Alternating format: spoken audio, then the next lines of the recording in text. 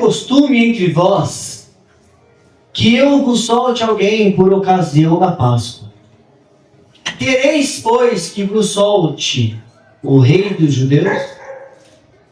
Versículo 40, resposta do povo para Roma.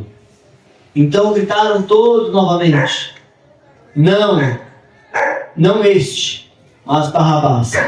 Ora, Barrabás era salteador. Não é só antes, né? Gente, pelo amor de Deus, não estou falando de política. Presta atenção. Entenda o que eu quero falar aqui. Estou falando de cristãos. Igreja, vida com Deus. João 10 também fala sobre isso. Tá bom? Não é de hoje que o povo escolhe o ladrão, quer ser na frente do ladrão. Eu não estou falando de política, embora pareça, mas não é.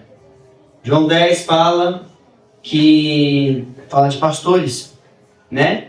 Que aquele que não entra na porta do aprisco, mas esse que dá a volta, né, que assim seus atalhos, este é ladrão e salteador. E este versículo está falando de pastores. Então, quando falam que o povo às vezes prefere o ladrão, não estou falando de política. Em nome de Jesus, entende isso aqui? Pode ver. As igrejas que mais têm escândalo de corrupção, mais têm escândalo de tudo, são as mexidas. Já perceberam? Às vezes conhece a pessoa e sabe que a pessoa não tem uma conduta certa, mas está lá. Aí você vai para uma igreja que prega a Bíblia, que revela a verdade, que faz você enxergar o seu interior e ver que você precisa de transformação.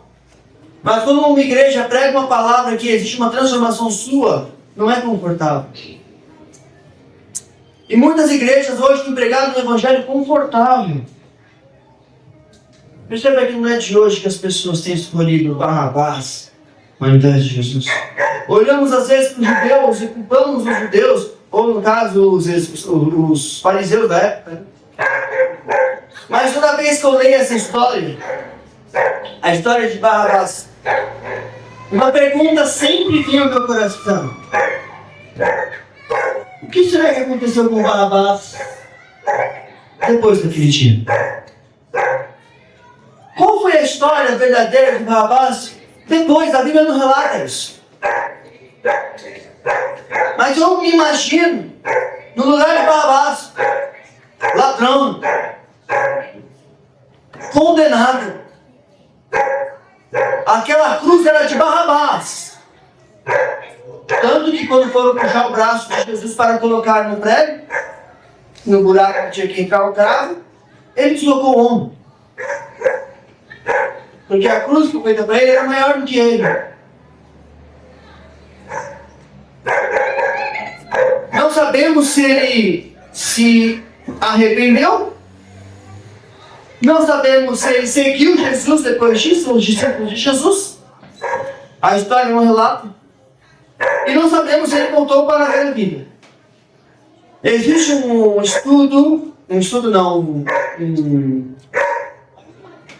texto achado antigo de um romano que ele era, acho que era pretor o nome dele, o cargo dele, eu não vou lembrar agora. Tem até um filme que retrata baseado nessa história que foi achada, tá bom? Chamado Ressurreição. Fala de um soldado romano que busca saber se Jesus queria tirar do corpo dele, ele quer achar o corpo desse cara. Roma foi então atrás para tentar descobrir, achar o corpo que teoricamente tinha sido roubado, né? E mostrar que foi uma fraude dos seus discípulos. Mas Roma não achou o corpo de Cristo. E esse homem foi empenhado para achá-lo, ao ponto de realmente se deparar com Jesus. Só que viu. Então ele fala da história, ele até larga Roma, larga todo o seu... Ele estava quase sendo... estava ocupando o lugar de Pilatos, né? Esse cara. Se ele continuasse, ele entraria no lugar de Pilatos. Ele deixou tudo para trás. Tribuno. E ele foi seguir a Cristo. A palavra do Evangelho. E ele fala, inclusive, para Pilatos, ele deixou uma carta para Pilatos, né, quando ele abre mão de tudo, ele fala assim: ei, Busquei um homem, e vi ele morto, e depois vivo. E nessa história, ele conta um pouco a história de Barrabás. Diz que quando ele estava voltando para Roma, né? E quando ele chega, ele se depara com um tumulto. E quando ele vê esse tumulto, ele vai lá e mata Barrabás. Barrabás estava provocando de novo. Ele ainda brinca, você de novo, Barrabás. E ele vai lá e consegue matar Barrabás. É uma história que pode ter acontecido com Barrabás. Barrabás fazendo uma manifestação logo depois que foi liberto por Jesus. Não temos a certeza, mas a certeza que nós temos é que a cruz era de Barrabás. A condenação era de Barrabás. A sentença era dele. Consequentemente, a morte também. Mas alguém tomou o lugar dele. E quando eu olho para Barrabás, a história desse homem, eu não consigo enxergar um criminoso. Eu olho para Barrabás e eu me vejo nessa história. Porque nós éramos condenados. E talvez hoje você também precise se enxergar naquela prisão. E por isso que o tema dessa mensagem hoje era eu. Aquele açoite era para mim. Você consegue ter noção do que Jesus te libertou? Barrabás era culpado. Jesus era inocente. Barrabás merecia a morte. E Jesus não. Mas quem foi açoitado? Quem foi que recebeu os tapas na cara? Murros? Quem é que recebeu cuspes na sua cara? Quem recebeu a coroa de espinhos? Quem carregou aquela cruz pesada? Jesus era menor do que Barrabás. A cruz era muito maior do que Jesus. Fora os açoites, os dias de prisão que ele passou, a fome que ele passou. Carregar uma cruz pela via dolorosa. Uma cruz que não era dele. E quem é que foi pregado nessa cruz? Barrabás? Eu? Você? Não. Foi Jesus. Mas a pergunta hoje é: por que Jesus fez isso? Por Barrabás? Por mim? Por você? Pelo meu e pelo seu pecado, que já estávamos, já nascemos condenados ao inferno. Porque a cruz não era de Jesus. Aquele chicote romano rasgando suas costas foi por mim e por você. Aquela coroa com aqueles cravos que atravessavam as suas fontes foi por nós. Aqueles pregos que perfuraram suas mãos foi por você. Você consegue entender isso? Tenta viajar comigo um pouco na história. Aquela vergonha pública que Jesus passou foi por mim e por você. Aquele abandono no Calvário, não somente nos seus discípulos, daquela multidão que outrora havia se aflorado, idolatrado ele, aquele mesmo grupo de pessoas que ficaram levantando, Jesus Cristo nas palmeiras, na entrada triunfal de Jesus, as mesmas pessoas o abandonar.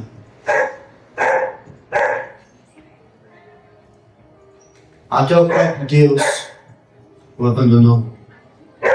E Jesus disse: Pai, por que me abandonastes? Porque o pecado meu e o seu estava sobre ele naquele momento. E Deus não podia estar junto com o pecado. E Jesus sentiu esse abandono. Aquele sangue todo derramado no Calvário foi por mim e por você. Todo aquele sofrimento teve um porquê e para quê. Eu e você. A cruz era minha e a cruz era sua. A cruz era nossa. Jesus apenas ocupou o lugar que pertence aos condenados. Só isso. E toda vez que pecamos, estamos então desprezando esse sacrifício. Ah, pastor, para! É sério? Sim, é sério. Hebreus capítulo 6, versículo 6. Abre para mim, João, por favor. Olha o que diz as Escrituras. Hebreus capítulo 6, versículo 6.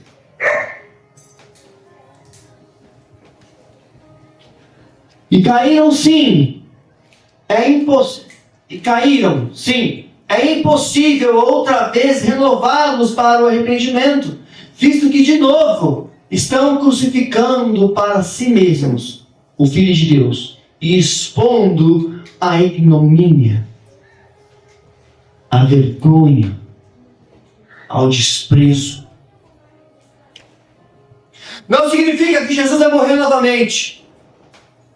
Mas sim, significa que quando conhecemos a verdade e a desprezamos, tratamos com desprezo aquilo que custou sangue. Confesso para os irmãos, teve um tempo na minha vida que eu não gostava de ler, não gostava de estudar, não gostava de nada disso. E eu me converti. E aí, quando eu entendi que isso aqui custou sangue de pessoas boas, a minha vida mudou. E o meu pensamento sobre isso mudou. Eu lia o livro de Atos. O pessoal da igreja fez uma devocional do livro de Atos. Cada dia eu tinha que ler um capítulo. E eu esquecia, lia um, mas ficava 2 dias sem ler, lia 2. E ficava 2, 3 dias sem ler, porque pesava os olhos, eu cansava. Eu cansei de ler. Até que eu cheguei, acho que foi em Atos capítulo 4, 5, não me recordo. Que fala do Estevão. Começo de Atos. E 5 até o capítulo 10. Que eu confundo a passagem de Atos com a passagem de Cornélio. Está entre ali. Acho que Estevão é entre o capítulo 4 e o capítulo 5. E acho que o capítulo 9 e 10 vai falar sobre Estevão. Ou Estevão não, sobre Cornélio. E o que acontece? Quando eu li a história desse homem, eu comecei a me interessar. Vocês separaram Estevão ao me encher de fé do Espírito Santo. Opa! Ao me encher de fé do Espírito Santo, homem bom. Que começava a manifestar os sinais e maravilhas. Expulsava demônios, curava enfermo. As coisas aconteciam. E despertou inveja entre os seus. A inveja não veio dos fariseus. A inveja não veio dos saduceus. Não veio de uma outra religião, de uma outra doutrina. Veio dos próprios cristãos. Daqueles que foram levantados até juntos com ele. Mas não manifestaram os sinais que ele manifestava. Tomado por inveja. Começaram a levantar falsos testemunhos desse cara. E ele morreu apedrejado aos pés de Paulo,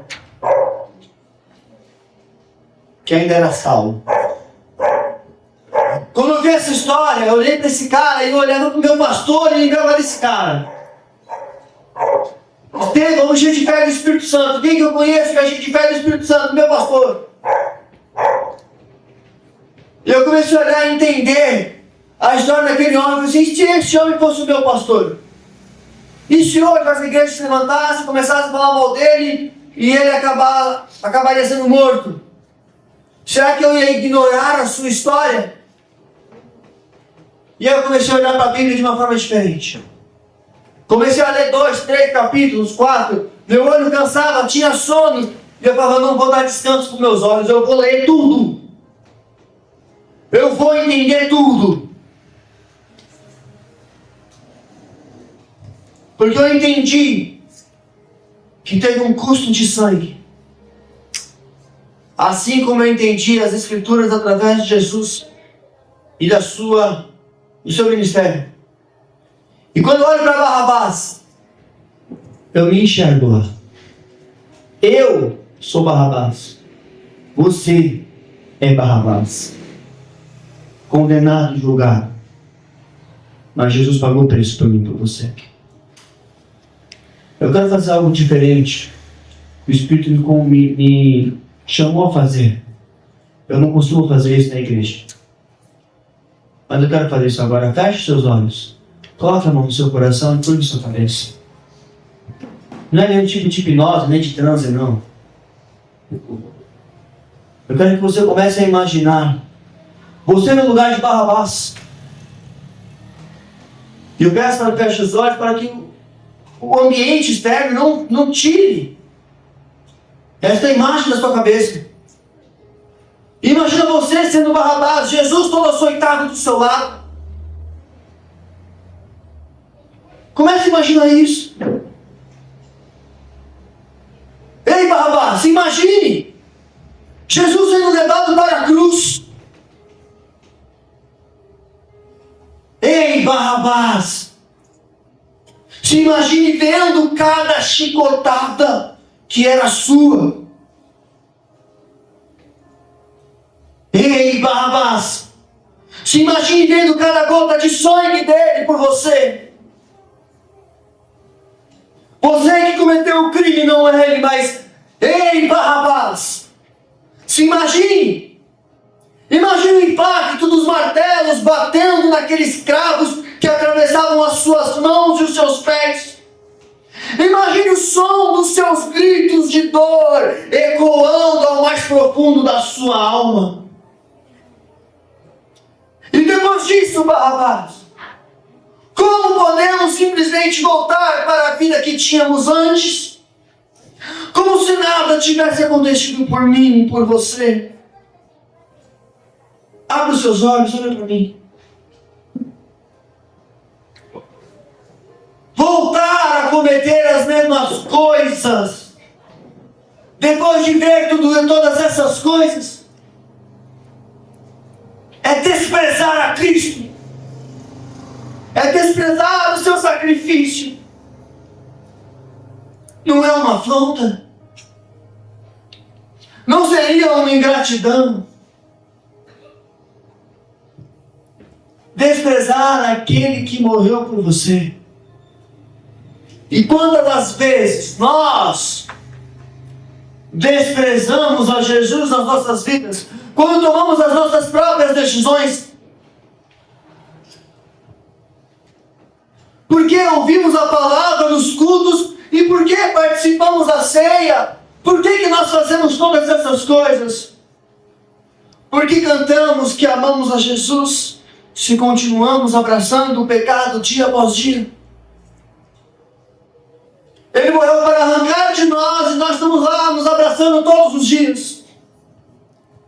Jesus te liberta e te dá o poder de dizer não para os seus vícios, mas quando eu olho para o meu vício, eu não quero dizer não.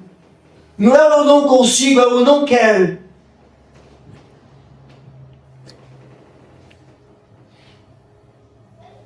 Lucas capítulo 6, versículo 46. Abre para mim, João, por favor.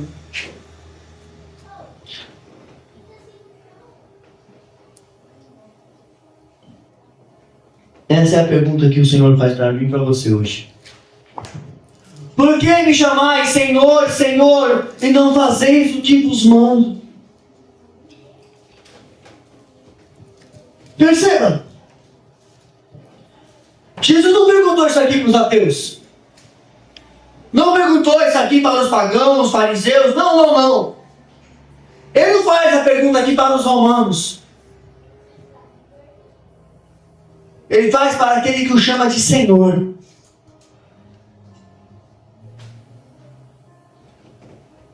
existir muitas pessoas que querem Jesus o Salvador, mas poucos querem o Jesus que é Senhor.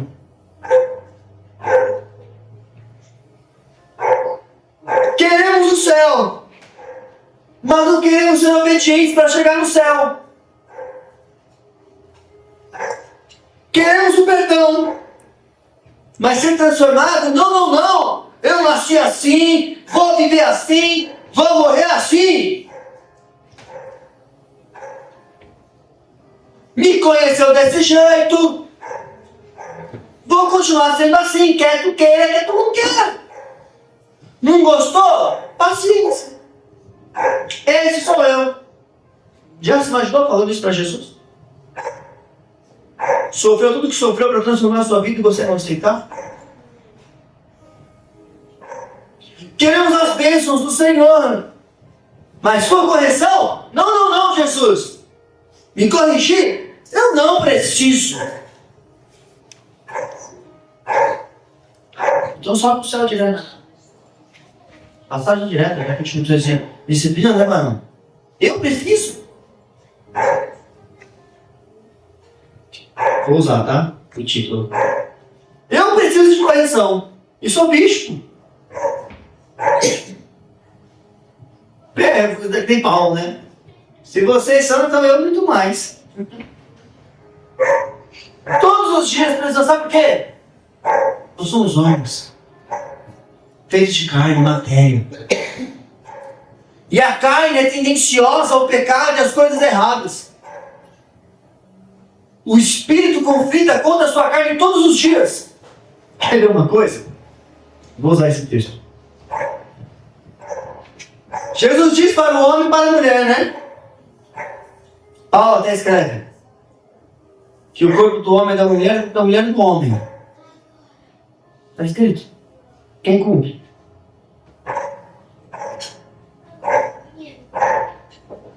Entenda? Não quero falar de casais aqui. Só não tem uma peça na outra porque eu estava fazendo estudo sobre isso.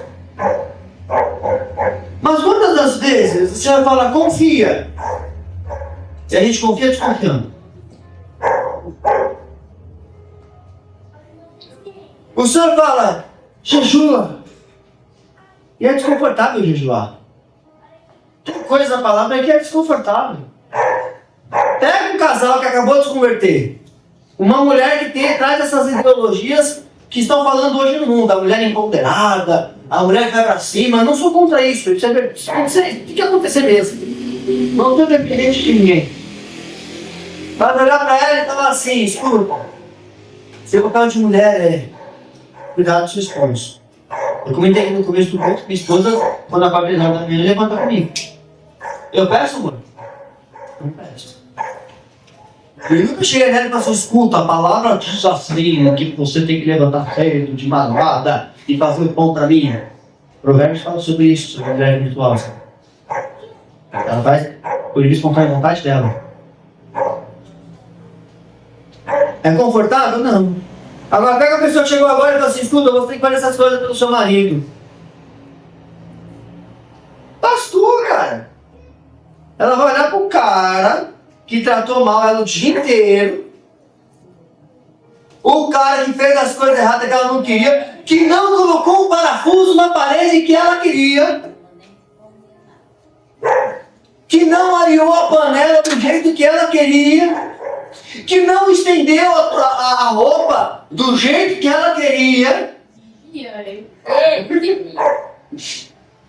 Vou apanhar em casa. E aí, tá vendo? Não é confortável a palavra. E aí, olhar pra mulher e falar assim, mulher, mesmo com tudo isso de errado, ou que seu marido não fez favorecendo você, você vai ter que favorecê-lo. Lendo a palavra, não tem essa de castigo da mulher, castigo, não tem essa. É mesmo. Hoje já era. É. Não existe mais também. América? Ah, existe. Hoje não. Existe. Não tá do teu lado. Oxe. A minha tá aqui, ó. Eu acho que se existir são poucas. Ah, são poucas. Aí tu falou a verdade, são poucas. Mas existe, sabe por quê? Existe. Porque sabe essas pessoas, o que elas entendem? Elas entendem que elas não estão servindo o seu marido. Aí estão servindo a Cristo.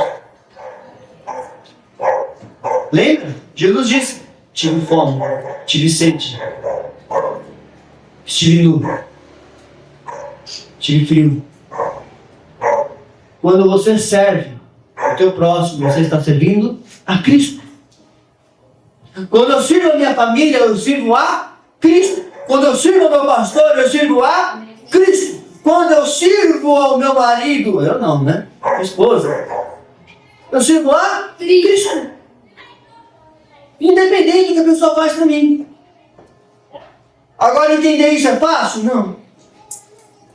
Executar é pior ainda. Eu conheço pessoas cristãs que servem a Deus com fervor. Olhar para mim e falar assim: essa é a única parte da Bíblia que eu não concordo. Pode não concordar, mas tá lá. Entende como a gente costuma viver um evangelho subjetivo? E é por isso que muitas igrejas estão cheias. Porque prega apenas a parte confortável do evangelho. A parte que é desconfortável é difícil.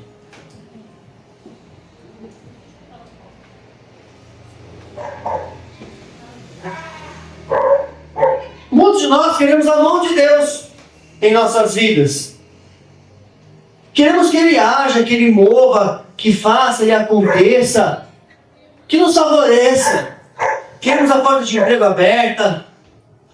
Queremos a melhor casa, a melhor roupa. Mas rejeitamos o próprio tratamento de Deus. Vivemos uma geração de crentes seletivos, que selecionam muito o que eu quero de Deus e o que eu não quero de Deus. Eu vou, Jesus, até aqui. Daqui para frente eu não quero, não. Esses são os crentes subjetivos. Aceitamos os versículos que nos abraçam, mas rejeitamos o versículo que nos confronta. Quando, na verdade, os versículos que eu mais tenho que me apegar são os que me confrontam. Sabia disso? Como é doce quando você compreende a repreensão do Senhor. Às vezes eu abro a Bíblia em casa, no meu serviço, e falo: Senhor, com que o Senhor quer me repreender hoje? O que o Senhor quer me exortar hoje? Porque quando Ele quer te repreender, Ele quer te exortar porque Ele te ama e porque Ele tem um propósito com você. Um pai só corrige um filho se ele ama muito o filho. Pais que não amam seus filhos passam a mão na cabeça, defendem e não deixam ninguém tocar. A parte difícil de criar. E eu falo com minha esposa. Ela fala: deixa resolver. Deixa se virar. A gente pode pôr a mão ali e fazer a coisa acontecer, mas eu falo: deixa. Eu vejo os vídeos na internet. Eu falo: meu Deus, que sabe meu Deus. Mentira emocional. Um filho foi subir na cadeira sozinho. Quase caiu. O pai do lado olhou para a criança e não estendeu a mão para ajudar. E ele se matando para subir na cadeira. Aí a mãe olhou e foi atrás. O pai catou para a mãe: não, deixa o menino. Deixa ele aprender. E o menino, com muito esforço e sacrifício, foi e conseguiu subir na cadeira. Aí a mãe: que ignorante. Custava ter ajudado o menino. O menino subiu na cadeira, olhou para a cara do pai, cumprimentaram. Vitória! Incentiva seu filho a conquistar as coisas dele. Guiguinho lá em casa, 19 aninhos. 21. Vai fazer 21? Não, tá com 19, também perdeu as contas. Você perdeu as contas, já com 19. Eu sei das coisas. Eu sei que você não sabe. Fala, ligeiro. Guiguinho, 19 anos. Trabalhando, fazendo faculdade, fazendo curso. namorando. Falei pra ele. Ele tá com ela em casa pra trabalhar, né? Pra fazer as coisas da faculdade. Ia lá na barbearia, pegava o notebook, levava pra lá, fazia as coisas do trabalho dele. Às vezes eu não conseguia porque o meu celular quebrou, porque eu precisava no WhatsApp para conversar com os clientes e estava sem contato, ele ficava sem ver o celular, sem fazer as coisas da faculdade por conta do notebook, fazendo pelo celular e é muito mais complicado. Falou, preciso de um computador. Foi lá e comprou um computador top. Queria comprar um desse para a igreja. Porque às vezes a gente está aqui, abre 2 programas, 3, ele fica... Conquistou o computador dele. Com o esforço dele. Foi lá, ajudei a montar as coisas lá para poder fazer o cantinho dele para pôr o computador. Colocou o computadorzinho dele lá, estava lá chocando, passando ele chocando, mas não se atrasa até para o trabalho. E ninguém precisa acordar ele, viu? Ele acorda sozinho. Responsável. Aí, teve exemplos, né, filho? Teve exemplos.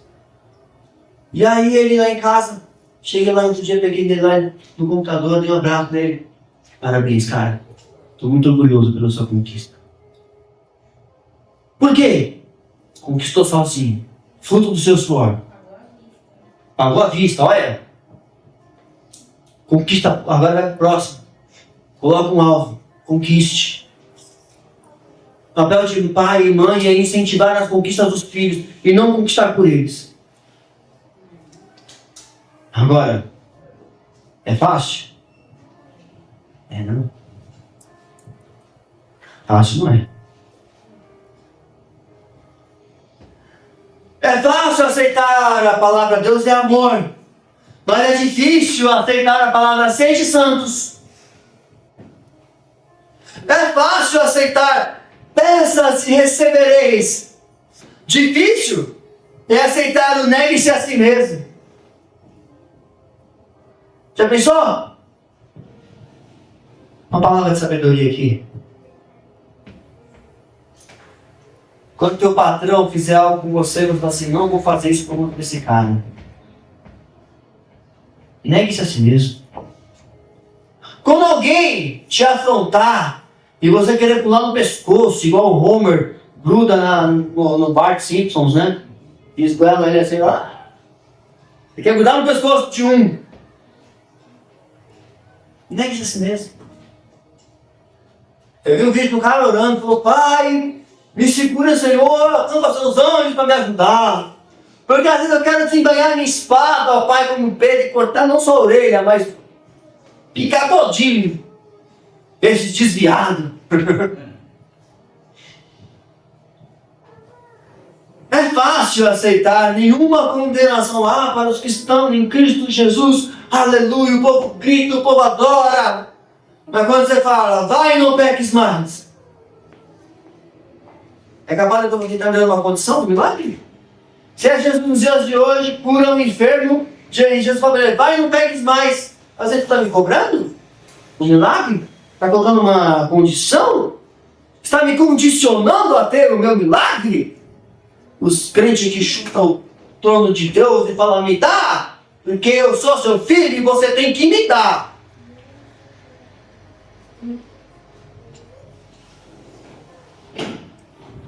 Faça uma conexão breve dessa palavra com a mulher de Jó.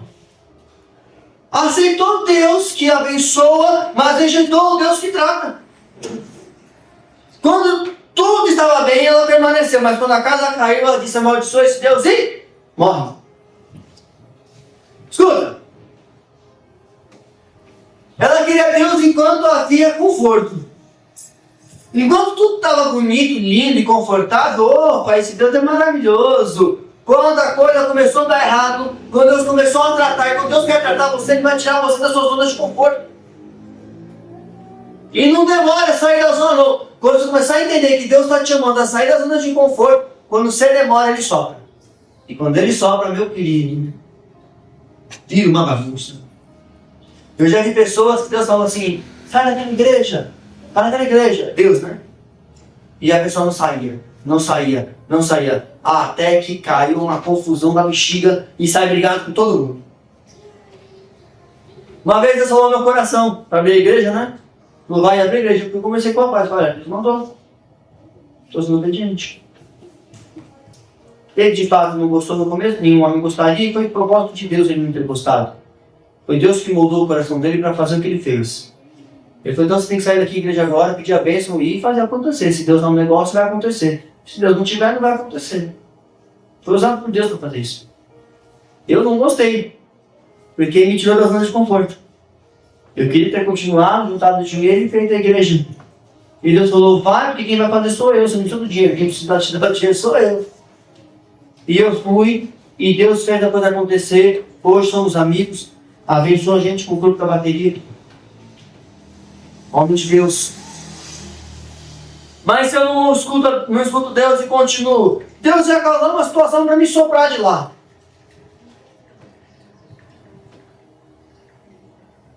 E quantas vezes fazemos a mesma coisa que a mulher de Jó?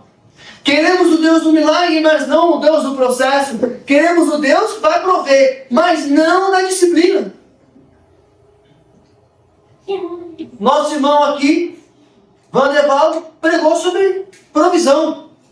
Mas a provisão aconteceu debaixo de obediência. Quer provisão, mas não quer obedecer? Como é que vai ter provisão?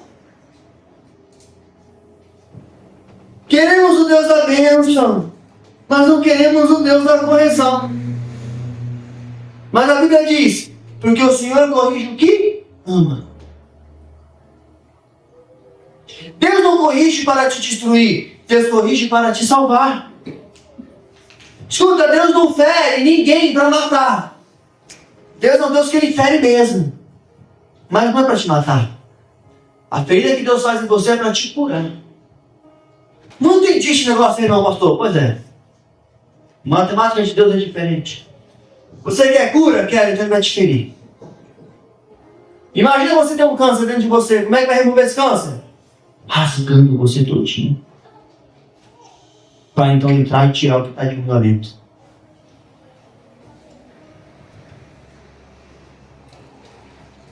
Deus não trata para condenar. Ele vai tratar você para te transformar. E existem feridas que Deus permite, porque a eternidade vale muito mais do que um conforto momentâneo. Vocês precisam entender e mudar a mente de vocês, nós, no geral. Mudar a nossa mentalidade e achar que a vida é só isso aqui que nós vemos. O plano é muito maior do que isso aqui que nós estamos vendo, é tudo muito supérfluo. Viver um evangelho olhando para o mundo, para a terra, é viver um evangelho muito raso. A gente sabe que mergulha fundo no evangelho quando a gente começa a entender que o plano de Deus não é a terra. Existe um plano muito maior. Louva, a graça come. Casa, o tempo destrói. Relacionamentos se perdem com o próprio tempo. Ou morte leva. Agora a eternidade, o nome já diz, é eterno. E o que você tem construído no céu hoje? O que você tem feito hoje? Busque, pois, tesouros eternos, porque o da terra passa. A moeda hoje vale um valor, daqui a pouco ela vale outro. Precisamos aprender a não olhar para trás. E faço agora uma outra conexão também com a mulher de Ló. Meu Deus, por que eu estou comprando mulheres aqui, Jesus? Depois eu apanho em casa. Mulher de Ló. Quando Deus tirou Ló de Sodoma, a ordem foi muito simples. Não olhe para trás. O que a abençoada fez? Olha, meu Deus do céu. E esse é o nosso problema. O corpo dela saiu de Sodoma, mas o coração dela ficou lá. E quando ela começou a ver as coisas cair, voz de fogo caindo do céu, o coração dela apertou e ela olhou para trás. E quantos estão assim? Vieram para a igreja, mas o coração está em Sodoma. Veio para o culto, mas eu não vejo a hora do culto acabar. Ir embora para casa. Deixa eu comer, ir para casa. Deixa eu ver o jogo de futebol. Abandonaram algumas práticas, mas sentem a saudade delas. Abandonei as velhas práticas, mas eu sinto falta. Se eu tivesse a oportunidade de Jesus deixasse eu para Sodoma.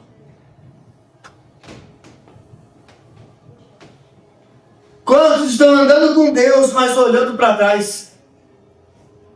Quando Deus te tira de um ambiente, presta atenção nisso aqui em nome de Jesus. Quando Deus tira você de um ambiente, não olha para trás. Esquece. Quando Deus tira você de uma amizade, não olhe para trás. Quando Deus tira de um relacionamento pecaminoso, não olhe para trás. Quando Deus começa a tratar o seu coração, aceite o tratamento e não olhe para trás. Porque confiar em Deus é continuar caminhando mesmo sem entender o caminho. Imagina se Abraão fosse um de nós hoje. Sai da tua terra, da tua parentela para a terra que eu ainda vou te mostrar. Jesus, como é que eu vou deixar minha cidade, meus parentes, todo mundo para um lugar? É doido. Confiar em Deus é continuar caminhando, mesmo sem entender aonde eu estou indo. Jesus deixou tudo para trás por nós. Deixou sua glória, deixou seu trono, deixou os anjos que o adoravam. Deixou a sua posição no céu de filho de Deus. Deixou sua majestade e veio ao mundo. Vestiu-se da humanidade. Foi rejeitado por ela. Foi humilhado por ela. Foi cuspido, foi açoitado e crucificado. Por amor. Por mim e por você. Barrabás.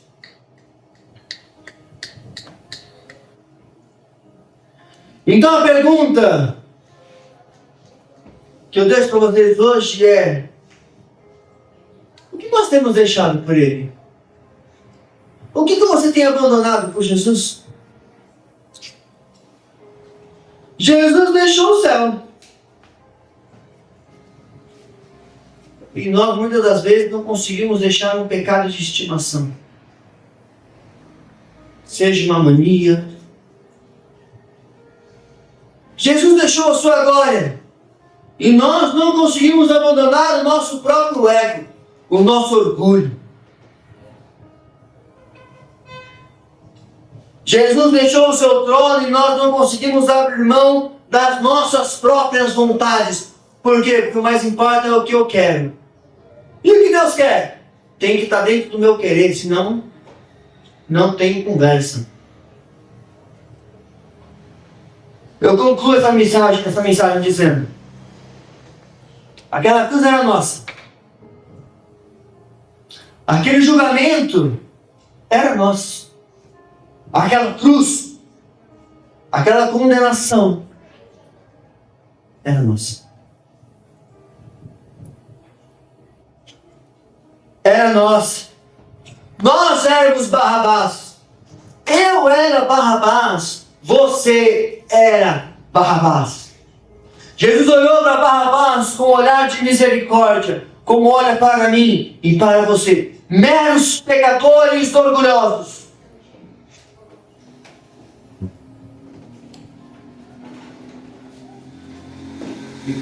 Jesus entrou na nossa cela, tomou sobre si a nossa condenação, pagou o preço pela nossa liberdade, assumiu o lugar de culpa. E agora a pergunta não é: Jesus morreu por mim? Essa resposta a gente já sabe. Mas a pergunta agora é: o que nós faremos com essa liberdade? Jesus morreu para te dar liberdade, e o que você vai fazer com ela? Vou continuar vivendo como um Barrabás? Vou voltar a comer as lambulas? Sei lá como é que faz essa palavra. Vou voltar ao pecado.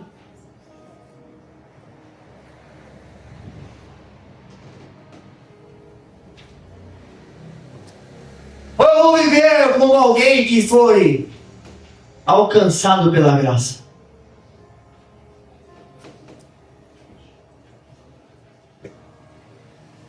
Hoje não é uma noite de culpa. É uma noite de arrependimento. De fazer você se enxergar como Barrabás. Estava condenado, aquela cruz era sua, aqueles ações eram seus. A sua que ele levou era por mim e por você. Se Jesus pudesse mostrar umas marcas dele hoje para você. E falar, ó filho, essa aqui foi por você. Lembra daquele pecado que você se condenou tanto? Está nessa marca aqui, ó. Se coloque de pé em nome de Jesus. Hoje não é uma noite de condenação, mas é uma noite de rendição. Se existe um pecado hoje em você, que você tem alimentado, um pecado que você carrega já de estimação, já é seu parça. Você nem sente mais remorso nenhum por isso. Você consegue cometer esses pecados e consegue adorar a Jesus do mesmo jeito. Entregue hoje para o Senhor. Se existe uma área que você tem resistido ao tratamento de Deus, Deus tem tratado você numa área,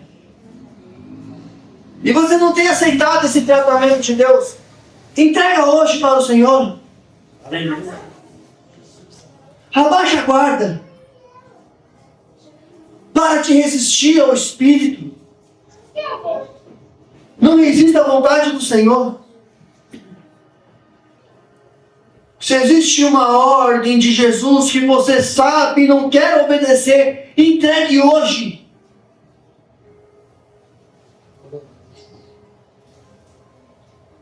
Hoje é uma noite de ceia.